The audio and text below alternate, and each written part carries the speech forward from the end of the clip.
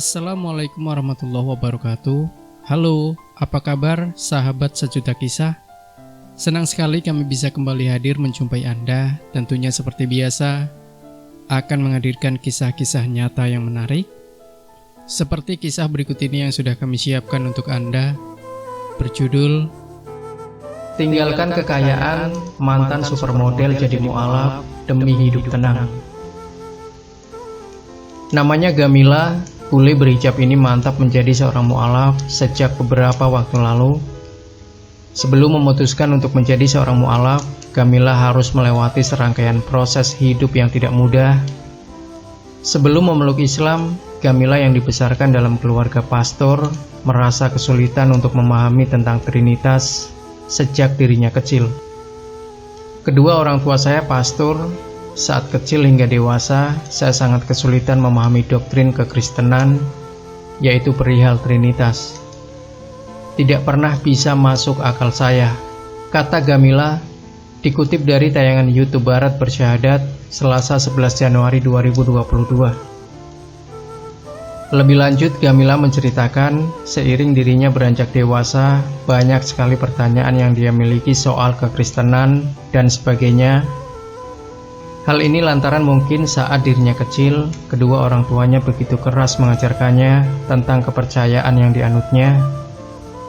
Seperti Anda ke gereja 3 kali sepekan, malah justru membuat saya menjauh. Saya memberontak cukup keras, ucapnya. Beranjak usia 17 tahun, ia kemudian menggeluti modeling. Di sana cobaan hidup mulai dialaminya. 3 tahun setelahnya, atau tepat di usia 20 tahun, Gamila mulai kecanduan narkoba jenis sabu. Saya lakukan itu semua dengan anggapan itu adalah hal biasa di kalangan model sukses. Nyatanya tidak demikian, ujar Gamila. Tindakan yang diambilnya itu malah membuat hidupnya jadi berantakan. Gamila harus menjadi pecandu narkoba selama 5 tahun. Dia juga putus asa lantaran hidupnya yang berantakan. Jika hidup kita sudah jatuh seperti itu, kita akan dibawa pada kondisi putus asa. Banyak orang melirik agama di saat seperti itu. Lalu saya memilih agama Kristen, ungkap Gamila. Namun ketika dirinya berusaha menyalami agama pendahulunya itu, entah mengapa, seolah ada penolakan dari hatinya. Beberapa tahun kemudian, peristiwa 11 September terjadi. Pasca peristiwa itu, sejumlah orang masuk Islam meningkat tajam, sebab orang jadi penasaran dengan Islam. Hal ini lantaran, kata dia, akibat banyak yang benci Islam, dan orang jadi bertanya-tanya tentang Islam. Hal tersebut juga dialami oleh Gamila, sehingga dia mengamati Islam. Saya pun juga penasaran, hingga musim panas kemarin, saya akhirnya paham, setelah banyak membaca dan amati. Pada akhirnya, saya merasa sambung bahwa Islam tidak seperti yang diduga orang, kenangnya.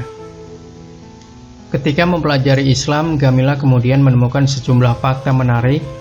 Misalnya saja anggapan orang mengenai Islam adalah agama yang didasarkan pada penindasan dan permusuhan pada agama lain, padahal itu semua sangat keliru. Tidak hanya itu saja, anggapan bahwa wanita sering ditindas, padahal setelah menyelami Islam, Gamila mengetahui bahwa wanita tidak ditindas dalam Islam. Wanita sendiri independen dan terdidik.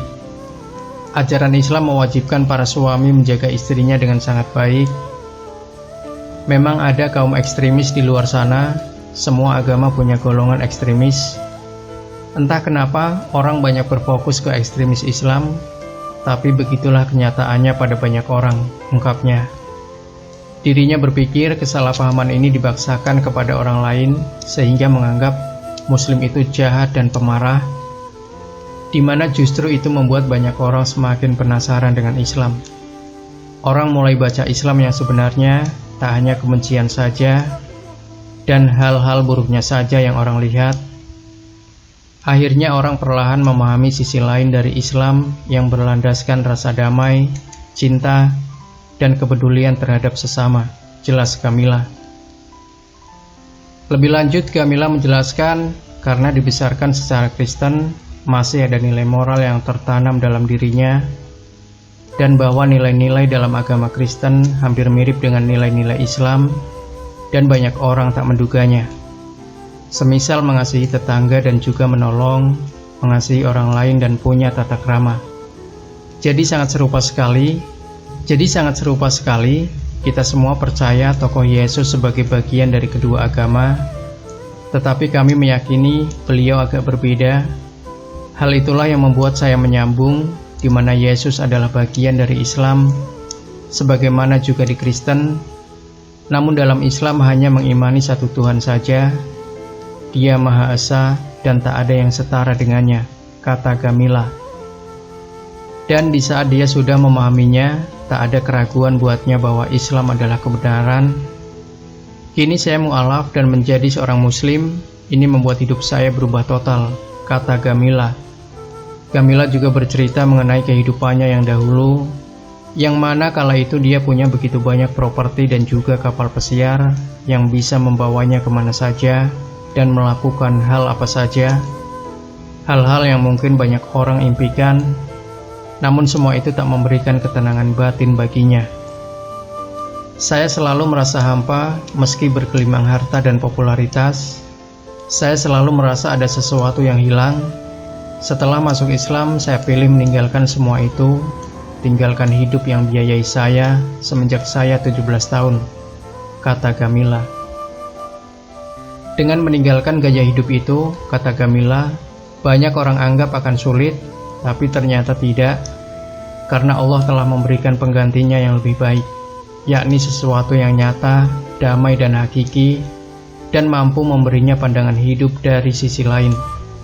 Islam telah memberi semua keinginan saya yang berkenaan dengan perkara hati.